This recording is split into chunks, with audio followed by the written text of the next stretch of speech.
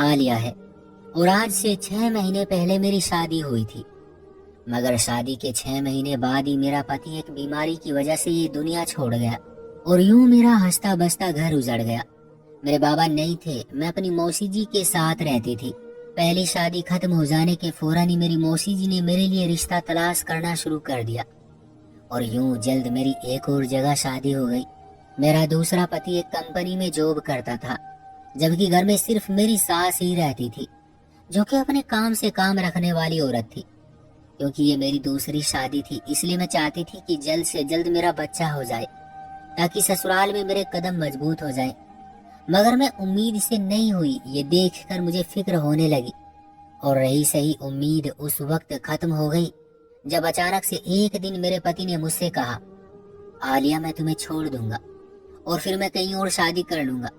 ये सुनकर तो मैं और परेशान हो गई, क्योंकि पहले ही मेरी शादी टूट चुकी थी। अब अगर मुझे मेरे पति ने छोड़ दिया तो मेरा क्या होगा, लोग मेरे बारे में क्या सोचेंगे। ये सोच सोच कर मैं परेशान हो गई। मैंने सोचा कि मुझे अपने पति से बात करनी चाहिए ताकि पता तो चले कि वो मुझे क्यों छोड़ना चाहता है। आखिर मुझसे ऐसी क्या गलती हो गई थी। फिर एक दिन जब मेरे पति का मूड अच्छा था तो मैंने अपने पति से पूछ ही लिया, सूरज क्या तुम मुझसे खुश नहीं हो? तुमने ऐसा क्यों कहा कि मैं तुम्हें छोड़ दूंगा? ये सुनकर मेरा पति कहने लगा, नहीं आलिया तुम मुझे बहुत पसंद हो, लेकिन अगर तुमने मेरी बात नहीं मानी तो मैं तुम्हें छोड़ दूंगा। ये सुनकर मैंने अपने पति की तरफ देखा और उससे पूछा कि कैसी शर्त? ये सुनकर वो कहने लगा, एक शर्त पर मैं तुम्हें नहीं छोड़ूंगा। अगर तुम 21 दिन तक रोजाना लहसुन खाओगी और मेरे साथ ऑफिस ज्वाइन करोगी तो मैं तुम्हें नहीं छोड़ूंगा। अपने पति की ये बात सुनकर मैं हक्का बक्का रह गई। अब ये कैसी शर्त थी? मैंने अपने पति से बहुत पूछा, मगर उसने मुझे असल बात नहीं बताई। अब मैं क्या करती? मैंने सोचा कि अपने पति की शर्त मान लेती हूँ, क्योंकि अगर मैंने उसकी बात नहीं मानी तो ये सच में ही मुझे छोड़ देगा। इसलिए मैंने अपने पति की शर्त मान ली और उसके साथ ऑफिस जाना शुरू कर दिया। मेरा पति एक अच्छी कंपनी में जॉब करता था और ऑफिस का माहौल बहुत अच्छा था, इसलिए मैं भी यही काम करने लगी। और यूं वक्त गुजरता गया और मुझे यहाँ काम करते हुए 1 हफ्ता हो गया। इसके साथ साथ मैं अपने पति की दूसरी शर्त भी पूरी कर रही थी। उसकी शर्त के मुताबिक मैं रोज लहसुन भी खा रही थी। मैं ये सब इसलिए कर रही थी ताकि मेरा पति मुझसे खुश रहे, क्योंकि अगर मैंने उसकी बात नहीं मानी तो यकीनन वो मुझे छोड़ देगा। इसलिए मैंने अपने पति की हर शर्त मान ली ताकि मेरी शादी ना टूटे, क्योंकि मैं पहले ही ये तकलीफ और दर्द झेल चुकी थी।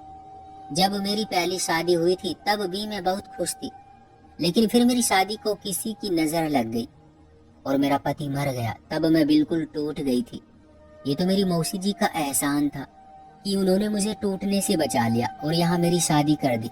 यहाँ मैं बहुत खुश थी और मेरी सास और पति मेरा बहुत ख्याल रखते थे, मगर औलाद ना होने का दुख मुझे अंदर ही अंदर खाए जा रहा था। मैं चाहती थी कि मैं जल्दी जल्दी माँ बन जाऊं और मेरी सोनी गोद भर जाए, मगर अब तक मेरी प्रार्थना स्वीकार नहीं हुई थी। इतनी कोशिश के बावजूद मैं अभी तक औलाद जैसे आशीर्वाद से वंचित थी।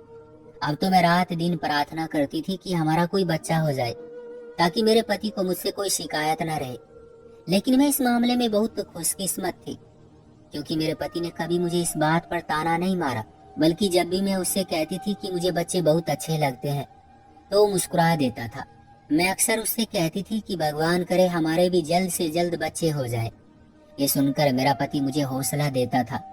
वैसे भी जब से मैंने जॉब पर जाना शुरू किया था दिन तो अच्छा गुजर जाता था, क्योंकि मुझे वहां जाकर काम करना पड़ता था और यूं काम की वजह से मुझे बच्चों का ख्याल कम ही आता था। लेकिन जब मैं घर आ जाती थी तो मेरे दिल में ये ख्याल बार बार आता था, क्योंकि घर में काम ना होने के बराबर थे। मेरी सास घर के ज्यादातर काम खुद ही कर लेती थी और बाकी काम मैं खुद आकर करती थी। और सच तो ये था कि 3 बंदों के काम ही कितने होते थे। मैं भी जल्दी जल्दी से काम खत्म करके अपनी सास के पास जा बैठी और उनसे बहाने बहाने से पूछने लगी, माँ जी सूरज ने मुझसे कहा था कि तुम्हें 21 दिन तक लहसुन खाना है, लेकिन मुझे समझ नहीं आ रहा कि उसने ऐसा क्यों कहा था। लेकिन मेरे सवाल के जवाब में मेरी सास खामोशी रहती थी। दरअसल मेरी सास ईश्वर की भक्ति में लीन रहने वाली औरत थी, इसलिए वो काम खत्म होने के बाद भगवत गीता पढ़ने बैठ जाती थी। इसलिए वो मेरे किसी सवाल का जवाब नहीं देती थी। कभी कभी मुझे लगता था कि इस बेचारी को इन बातों के बारे में क्या पता, ये सब तो मुझे मेरे पति ने करने को कहा था, इस बारे में मेरी सास बेचारी को क्या पता। लेकिन मुझे मेरे पति की शर्त सुनकर बहुत हैरत हुई थी और मैं जानना चाहती थी कि आखिर इस शर्त के पीछे कौन सी वजह थी। मैं अक्सर सोचती थी कि जब मैं अपने पति की शर्त के मुताबिक 21 दिन तक लहसुन खा लूंगी तो क्या होगा। अक्सर मेरा दिल चाहता था कि इस सवाल का जवाब अपने पति से पूछ लूं, मगर मेरा पति ये सवाल सुनकर खामोश हो जाता था। अब तो मुझे लगने लगा था कि इस बात के पीछे कोई न कोई राज था जो मेरा पति मुझसे छुपाना चाहता था। वो नहीं चाहता था कि मुझे इस बात का पता चले, तभी तो वो मेरे इस सवाल पर चुप कर जाता था। बल्कि मेरी सास भी मुझे इस सवाल का कोई जवाब नहीं देती थी, लेकिन मैं जानना चाहती थी कि आखिर इसके पीछे क्या कहानी होगी। मैं इसी जिज्ञासा में कई दिनों तक रही थी, लेकिन फिर एक दिन ये राज मेरे सामने खुल ही गया। एक दिन जब मेरा पति घर नहीं था और मैं अपने कमरे से निकल रही थी, तब मैंने अपनी सास के कमरे से किसी औरत की आवाज सुनी, जो कि मेरी सास से कह रही थी कि तुम अपनी बहू को रोज लहसुन तो खिला रही हो ना। ये सुनकर मेरी सास हंसने लगी और फिर कहा, मेरी बहू मेरे बेटे की हर बात मानती है, क्योंकि उसने अपनी पत्नी से कहा है कि अगर उसने बात ना मानी तो वो उसे छोड़ देगा, इसलिए मेरी बहू हमारी बात मान रही है। ये सुनकर मैं हैरान खड़ी रह गई। ये कैसी बात थी? क्या मेरी सास को इस बात के बारे में पता था? क्या वो ये बात जानती थी? लेकिन मेरी सास ने बात मुझसे क्यों छुपाई? मैं ये बात जानना चाहती थी, इसलिए मैं जल्दी से आगे बढ़ी ताकि ये देख सकूं कि ये कौन औरत थी और ऐसी बातें क्यों कर रही थी। मगर मेरे कमरे में जाने से पहले ही वो औरत मेरी सास के कमरे से चली गई और मेरी सास ऐसे एक्टिंग करने लगी कि जैसे कुछ हुआ ही नहीं था।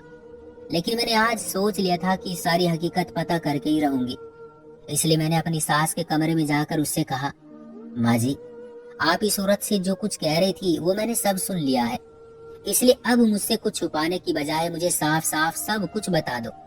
ये सुनकर मेरी सास घबरा गई और कहने लगी, ये तुम कैसी बातें कर रही हो बहू? ये सुनकर मैंने अपनी सास से कहा, माँ जी, अब मुझसे छुपाने की जरूरत नहीं है, और अगर आपने ऐसा किया तो मैं खुद ही ये घर छोड़कर चली जाऊंगी। ये सुनकर मेरी सास परेशान हो गई और कहने लगी, आलिया मेरी बात सुनो, मैं तुम्हें सब सच सच बता दूंगी, लेकिन तुम ये बात अपने पति को नहीं बताओगी, वरना वो बहुत नाराज होगा। ये सुनकर मैंने उससे कहा कि ठीक है, ये बात मैं उसे नहीं बताऊंगी, मगर अब आप मुझे सब सच सच बता दे। ये सुनकर मेरी सास मुझसे कहने लगी, मैं जानती हूँ कि तुम्हें बच्चों की बहुत ख्वाहिश है, लेकिन मैं ये बात बताकर तुम्हारा दिल नहीं तोड़ना चाहती थी कि तुम कभी माँ नहीं बन सकती। अपनी सास के मुंह से ऐसी बात सुनकर मेरी आत्मा कांप गई और मैंने तड़प कर उनसे कहा, क्यों, मैं माँ क्यों नहीं बन सकती? आखिर मुझ में किस चीज की कमी है? ये कहते हुए मैं रो पड़ी, क्योंकि ये सुनकर मुझे बहुत दुख हो रहा था। तभी मेरी सास अपनी जगह से उठी और मेरे पास आकर मुझे तसल्ली देते हुए कहने लगी, तुम इसलिए कभी औलाद पैदा नहीं कर सकती क्योंकि मेरे बेटे को किसी ने कहा था कि अगर उसकी औलाद हुई तो उसकी जान को खतरा है। अपनी सास की ये बात सुनकर मैं हैरान रह गई, क्योंकि ऐसा मुमकिन ही नहीं था। मेरा पति तो बिल्कुल सेहतमंद था, फिर उसने ऐसी बात पर क्यों यकीन कर लिया? ये सुनकर मैंने अपनी सास से पूछा कि क्या ये बात उससे किसी डॉक्टर ने कही थी?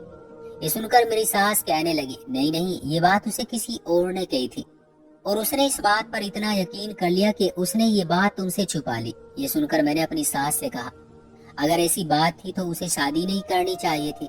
ये सुनकर मेरी सास कहने लगी, वो ये सुनने के बाद शादी नहीं करना चाहता था क्योंकि उसे अपनी जान प्यारी थी, मगर मैंने उससे कहा कि तुम मेरी खातिर शादी कर लो, क्योंकि मैं घर में अकेली रह रहकर थक गई हूँ, इसलिए मेरे बेटे ने तुमसे शादी के लिए हामी भर ली। लेकिन माँ जी, आपने ये बात मुझसे क्यों छुपाई थी? ये कहकर मैं रो पड़ी, क्योंकि मुझे अपनी सास ही दुश्मन लग रही थी। जब उसे पता था कि उसका बेटा शादी नहीं करना चाहता था तो उसने मेरी जिंदगी क्यों खराब की?